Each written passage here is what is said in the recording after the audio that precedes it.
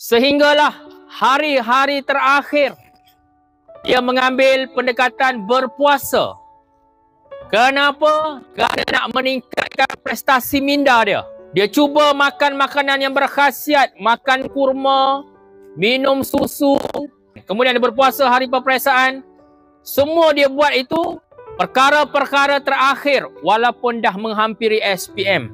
Kenapa SPM ni penting? Kenapa kita selalu sebut cuba dapatkan pencapaian yang terbaik masa SPM? Saya nak bawa satu analogi cukup mudah. Kamu tahu nelayan kan?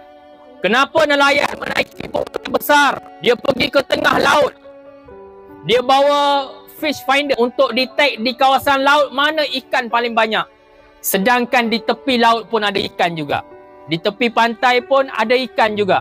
Kalau nelayan tu tak naik bot, dia bentang pukat tepi pantai pun dapat tak ikan? Dapat juga ikan. Tetapi kenapa mereka beli bot yang beratus ribu ya, bot yang besar tu?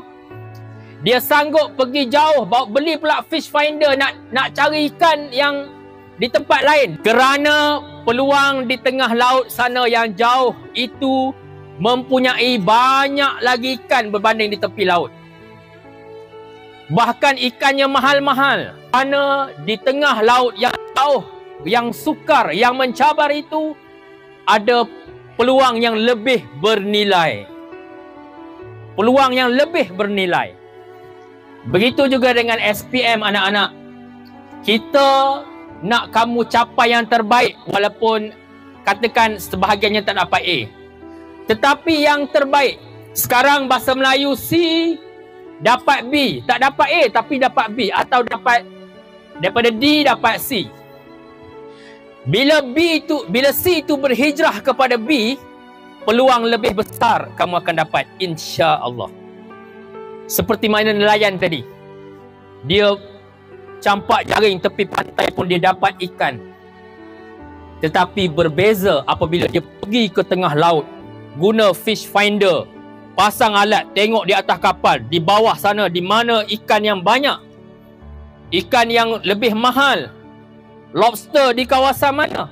Sebab lobster tu lagi mahal. Saya nak anak-anak sekalian sedar, sedikit ataupun setiap peningkatan yang kita berjaya capai, kita telah mencipta peluang yang lebih besar untuk masa depan kita.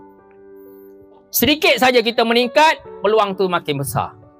Tapi cikgu, saya tak dapat A, saya tak dapat B, macam mana cikgu? Tak apa, much better, lebih baik.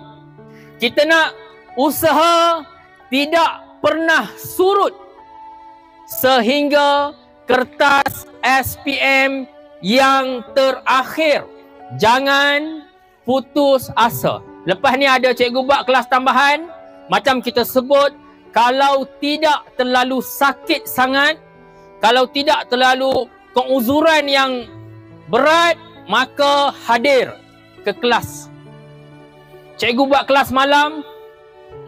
Pihak sekolah masa mula-mula nak buat kelas malam kan, bincang cikgu-cikgu ni macam mana nak laksana, nak bagi peluang, dan kita nak pastikan kalau boleh terlaksana. Alhamdulillah terlaksana. Kelas petang. Yang kedua saya nak sebut anak-anak sekalian, tolong setiap masa bergantung kepada Allah Subhanahu Wa Taala, memohon banyak-banyak kepadanya.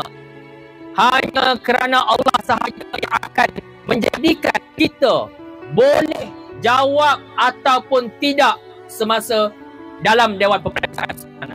Bila kita buat discovery, ramai pelajar yang cemerlang mengalami situasi blur dalam Dewan. Ramai yang blur dalam Dewan Peperiksaan. Tapi bagaimana dia boleh mencapai keputusan yang bagus? Dia relax, dia tenang, dia beristighfar, dia zikir, ingat kepada Tuhan. Di dalam Dewan Peperiksaan, baki lagi 15 minit, 20 minit, dia berdoa, ya Allah, bagi aku ingat balik yang belajar itu. Dalam waktu-waktu yang sempit, datang jawapan, Allah izin. Dan sempat dia buat, dan dia mendapat markah yang bagus. Jadi kita nak anak-anak setiap hari kamu melazimi zikir, al-maksurat, berfikir, semua serah kepada dia.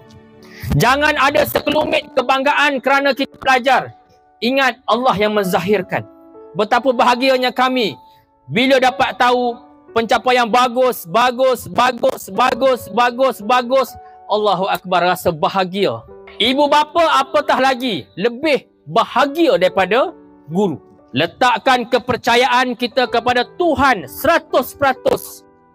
Segala kekusutan, kegelisahan, kerisauan, ketakutan kita, kebimbangan kita, harapan kita, Allah Subhanahu Wa Taala boleh menjadikan realiti impian kita. Sebut insya-Allah. Apa yang saya sebut awal tadi, ramai pelajar cemerlang kita kaji mengalami blur dalam peperiksaan ini banyak sangat, tapi dapat A kerana apa? Setiap kali dia jam, dia blur, dia tension, dia sedih, berbaki 15 minit, dia stop kejap, dia ingat Tuhan, dia minta Tuhan tolong bantu dia. Datang jawapan. Ada yang pernah cerita pada kita dulu, lebih kurang 10 minit, Mukris, 10 minit nak habis masa Mukris, tiba-tiba datang jawapan. Sempat conteng sketch-sketch, sempat jawab, menyumbang kepada A. Never give up. Jangan putus asa. Sampailah ke habis. Kertas yang terakhir. Dan lepas periksa, terus doa lembutkan hati pemeriksa. Bermurah hati membuat penilaian yang terbaik supaya kita dapat yang terbaik.